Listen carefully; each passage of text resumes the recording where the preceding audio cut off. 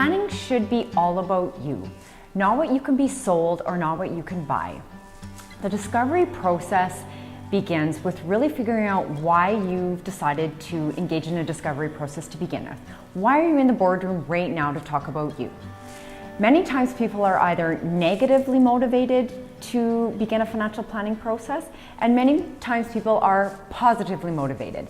And what I mean by negatively motivated is many times people have either hit rock bottom, or they've realized they're out of control in their spending, or they realize they have absolutely no deliberation and they don't know what's coming in and going out on a monthly basis.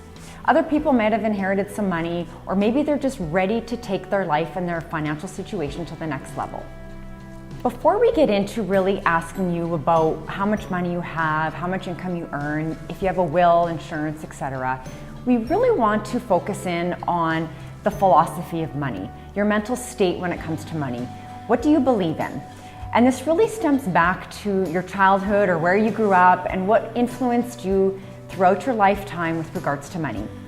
Many people don't realize that the decisions that they make today have been driven from all the experiences and what they've been taught and what they've been around throughout their lifetime. I often find two things happen. Either you do what you've been around for your lifetime, or you tend to do the exact opposite. And what I mean by this is many times if your parents were hard workers, they saved every dime they earned, maybe they lived in a small house and they didn't take on any debt, many people will either live the same way or they'll do the exact opposite. They'll buy a big lavish house, they'll have lots of debt, they won't have much saving. So we really want to learn what your feelings, your motivations, and what your philosophies are around money.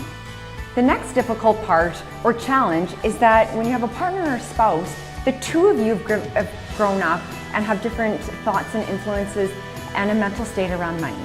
We need to get both spouses on the same page. If at any point the two of you don't agree with maybe what your investment risk tolerance is or your philosophies on debt, there's no way that we can get you to a common goal.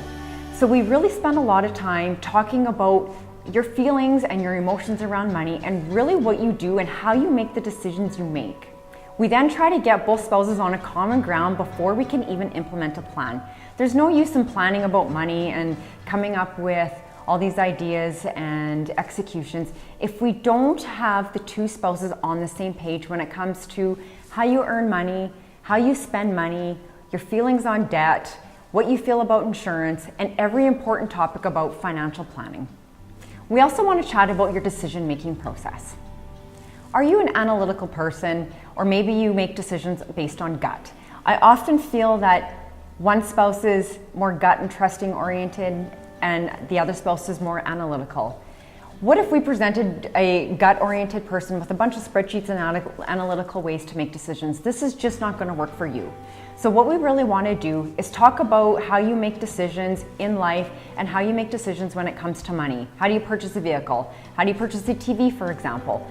The ways you make those decisions also falls into how you make decisions with regards to your money on a monthly and daily basis. You might not even really realize how you make decisions with regards to money. So we really want to learn from you how you make decisions, what information you need, and your decision-making process. From here, we will give you the tools and the presentation material in order to make an informed and a comfortable decision. During the discovery process, we also want to spend a lot of time talking about what keeps you up at night. What do you worry about? And this isn't necessarily having to do with money. A lot of times it might be your health or a family member or something that keeps you up at night. But when you've got these things in your life that do keep you up at night and that you worry about, all the other areas in your life will suffer. And most importantly, we spend so much time talking about what your why is. If I ask you to just save $100 a month with no real purpose of what that money is going to go towards, you're just not going to be motivated to do it. We often talk about this term retirement, and a lot of people just are not motivated to retire. Most people's goal in life is not to necessarily retire. Many people just want the financial freedom to make the decisions that they want to be able to make, and if they want to retire, they can. If I was to ask you what was most important to you, most people 9 times out of 10 would say their health and their family is most important. If we just chat about saving money, that is not that important to most people, and the motivation there becomes very minimal.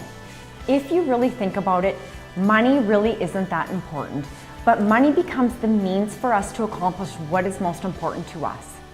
We also spend a lot of time talking about the situation that you're in right now. And I often hear people saying that they're completely not deliberate in what they're spending the money on a monthly basis. They have no financial plan in place. They don't know what they're working towards, and they don't even know where they're going to get to. I find that when a person is just doing nothing about their financial situation, there's a reason for it. And I often find that this could be because you've had a negative experience in your life. Maybe you've dealt with an advisor that has provided absolutely no value. Maybe they've lost you some money in the market, and all you see is the fees that you pay. Maybe you felt that you've just been sold something and you really didn't understand what you bought, and at a later date when you reviewed it again, you felt like you bought something that you really didn't understand and it wasn't right for you. We will provide you with the tools in order to ensure that you can educate yourself on making the right decisions for you. Just because I feel something is right doesn't mean it is right for you.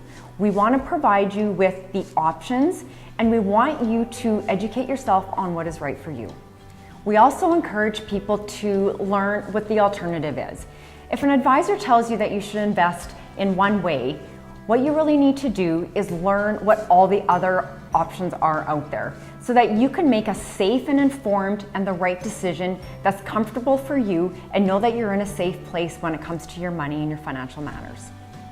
Once we've learned who you are, what influenced you to be where you are today, and really what your why is and where you want to get to, then we get into the facts of what do you own, what's your current state of the union with your financial matters, and get into how we're going to get you to where you need to go.